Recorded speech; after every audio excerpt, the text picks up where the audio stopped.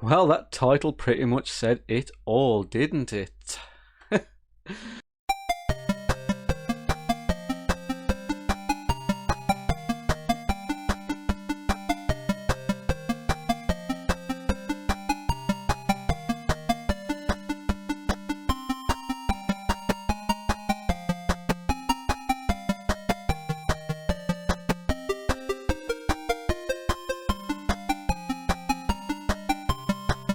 What did I actually mean by that?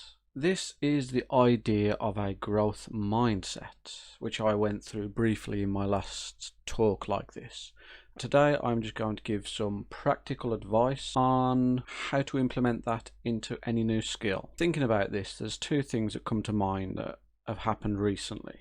I'll say recently. It's not exactly recently. The one was learning to drive, which I did a lot later in life. I came to the conclusion while driving home the one night when I realised I was home. I remember leaving work. I remember getting home. I don't actually remember driving, so it is at the point now where I can drive without even thinking about it. And the other one being Pokemon, which I have recently become good at and is something that, if you actually look at my videos in the channel, I spend a lot of time doing. That aside, I am going to give you some practical advice on bettering yourself. 3 steps for things you should do and 3 things to avoid-ish.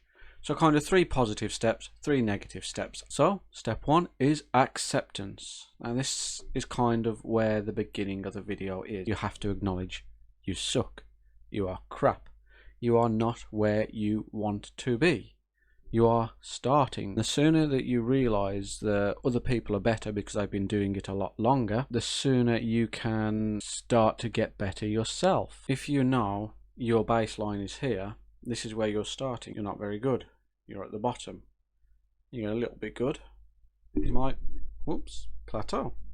About here. Okay?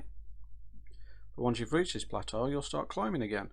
But then you'll hit a hurdle and you'll stumble back down to about here. Now you still haven't hit your first plateau, you're still better than your first plateau, but you start to climb again and then you reach another plateau which is higher than the stumbling block. You see where I'm getting at? Although this isn't all acceptance, that is kind of the learning curve, a very basic learning curve of a growth mindset. When you think about that and implement that kind of idea of learning, you can really see yourself starting to excel.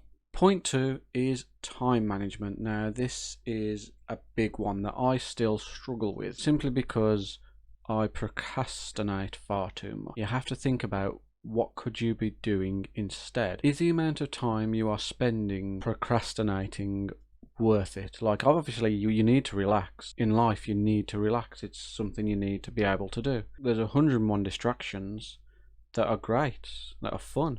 You shouldn't feel ashamed about that, that's fine. But if you're spending time you could be doing something else you want to be doing with, you really need to reevaluate that. And on the flip side of it as well, do you really want to do this thing you're trying to get good at? Because if you can't commit 15 minutes every day, or an hour a week, or a whole day every month, whatever the project is and whatever timescale is appropriate, if you are not committing, do you actually care enough?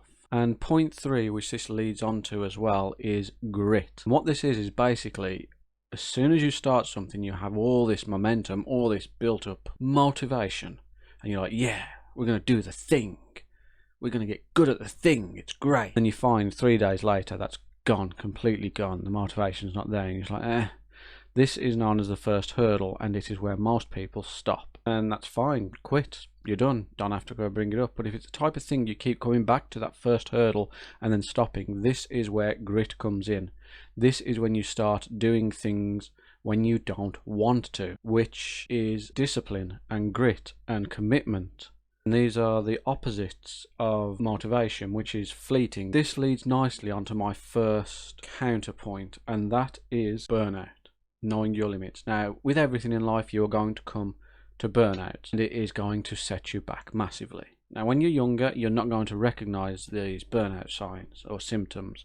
You might do, you might not. You might have a intuition about it already. And you can learn these things, knowing when to stop, knowing when to let yourself not think about something, only for a small time, because you're going to get back on that horse. But you need to let yourself break and have breaks guilt-free, because otherwise you're just going to put it down and it's going to be years before you come back, or months, or even the ship has sailed and you've missed out on an opportunity. You never know. Point 2 is complacency.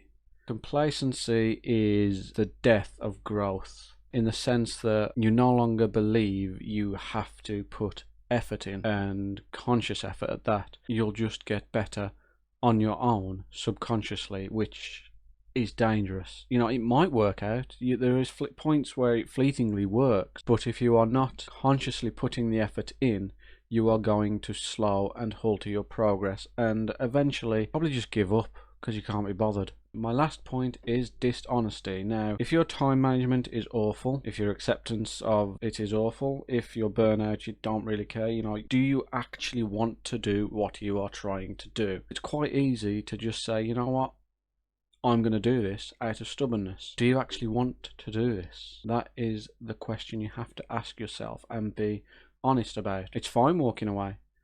Maybe I don't want to be doing this next week. Maybe this isn't all it's cracked up to be. Grass is always greener statement comes out quite a bit. Sometimes the grass is much greener. Sometimes it's blue. Sometimes it's red. And it's okay walking away if it's not the colour you wanted it to be. That is my final thoughts. So, if you've made it this far, if you've enjoyed the video, my thoughts and my ramblings, then please subscribe, leave a like, comment. I'll comment back, promise that. I shall see you next time for more ramblings. Ta-ta!